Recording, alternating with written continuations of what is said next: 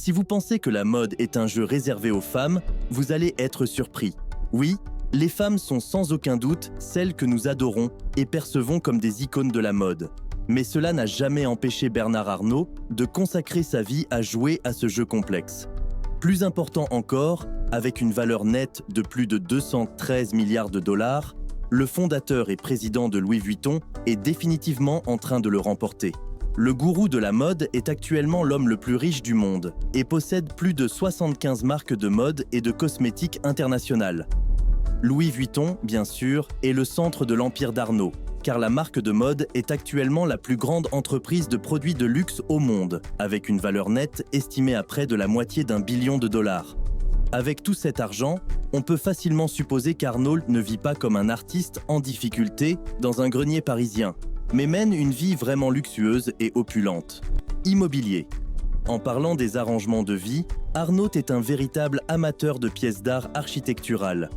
À ce titre, il possède un vaste portefeuille immobilier qui pourrait faire l'envie de toute la royauté dans le monde. Parmi les maisons les plus luxueuses du gourou français de la mode, il y a le château de 150 ans situé près de la capitale mondiale du vin, Bordeaux. Ce chef-d'œuvre architectural compte 34 chambres ultra luxueuses et un design intérieur vraiment fascinant. Les murs sont décorés de métaux précieux, ainsi que de magnifiques peintures de certains des artistes les plus renommés au monde, tels que Pablo Picasso, Jean-Michel Basquiat, Maurizio Cattelan, Andy Warhol et Damien Hirst. Le château est entouré de plus de 100 acres de vignobles vierges qui sont restés intacts depuis 1871. Comme vous pouvez probablement l'imaginer, cette maison de luxe est un incontournable. Tout cela ne vient pas bon marché. Ce château opulent vaut environ 100 millions de dollars. Eh bien, je suppose que lorsque vous avez plus de 213 milliards de dollars sur votre compte en banque, vous pouvez vous permettre une maison de 100 millions de dollars pour des escapades et des fêtes occasionnelles. Naturellement, Arnault se sent beaucoup mieux plus près du cœur de son empire, Paris. Ainsi, il vit dans un palais du XVIIIe siècle situé sur la rive de la Seine, dans le 8e arrondissement huppé de la capitale française. Vivre là-bas a coûté plus de 220 millions de dollars aux milliardaires français. Depuis lors, Arnault a investi 70 millions de dollars supplémentaires dans des rénovations. Après tout, Bernard ne peut pas se permettre de vivre comme un barbare sans un parc privé de 12 acres, un court de tennis privé, une piscine, une cave à vin, un garage souterrain et, bien sûr, un lac privé. Ce n'est pas tout, cependant. Entre 2016 et 2017, il a acheté 5 propriétés ultra luxueuses dans la région préservée de Beverly Hills. Le prix combiné de cet achat était d'environ 125 millions de dollars. 2016 semblait être une bonne année pour l'achat de biens immobiliers. Arnault a probablement consulté un astrologue pour voir dans quelle maison son signe du zodiaque se trouvait.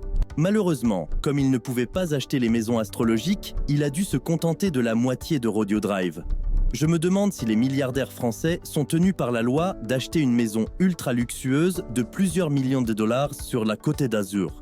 S'il en est ainsi, Arnault peut dormir tranquille car il possède une villa immaculée au large de la côte de la mer Méditerranée près de Saint-Tropez, Yachts. Étant l'homme le plus riche du monde et également propriétaire de 2 luxueux fabricants de yachts, la collection de yachts d'Arnault est plutôt décevante.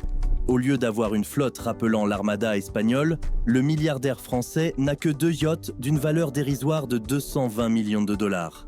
Eh bien, il possède les entreprises qui les ont construits. Il a investi environ 830 millions de dollars pour acquérir Princess Yachts et Royal Van Lent. Sa possession la plus précieuse, cependant, est son bijou de 330 pieds, appelé Symphonie. Le yacht ultra luxueux de 150 millions de dollars peut accueillir jusqu'à 36 yachts. Il peut accueillir jusqu'à 4000 invités dans 8 chambres somptueuses.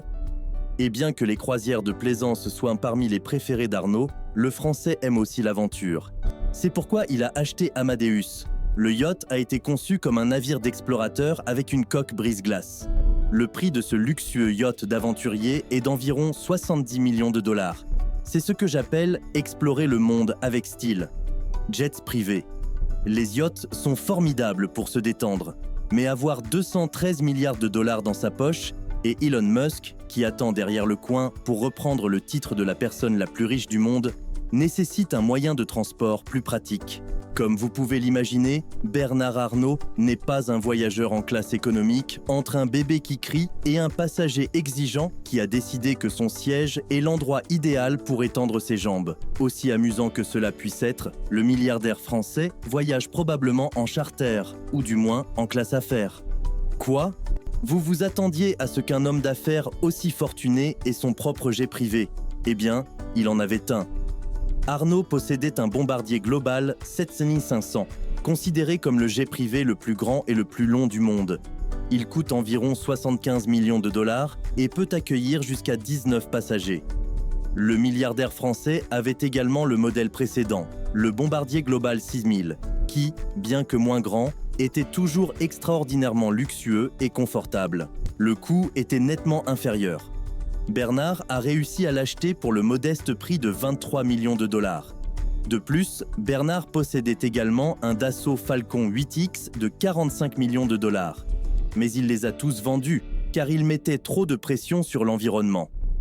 De plus, avec ses jets privés, il était facile à suivre par des harceleurs et des activistes qui le critiquaient constamment pour détruire l'environnement. Maintenant, il doit donc louer un jet privé pour environ 15 dollars del euro pour se rendre à son jet privé et pour se rendre sur son île privée. Quel gaspillage d'argent! Île privée. Oui, vous avez bien entendu. Bernard Arnault a une île entière pour lui tout seul.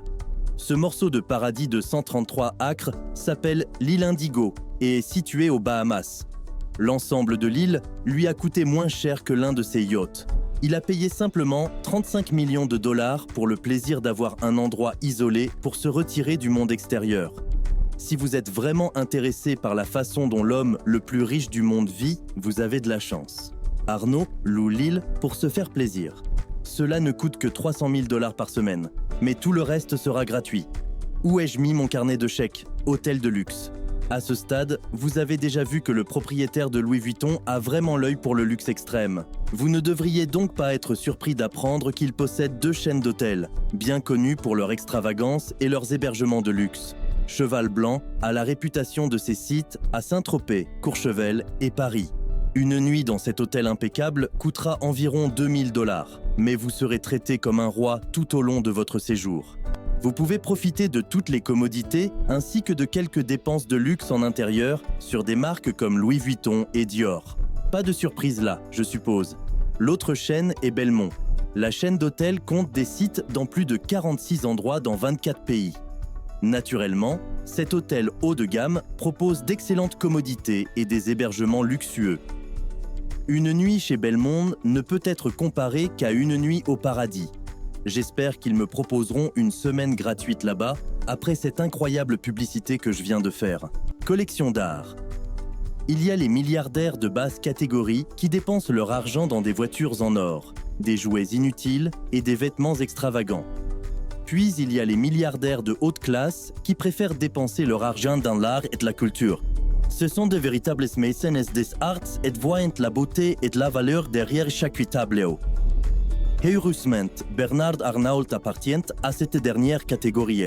Sa collection d'art est vraiment inspirante et il a même investi 143 millions de dollars dans un musée d'art moderne où il peut l'exposer.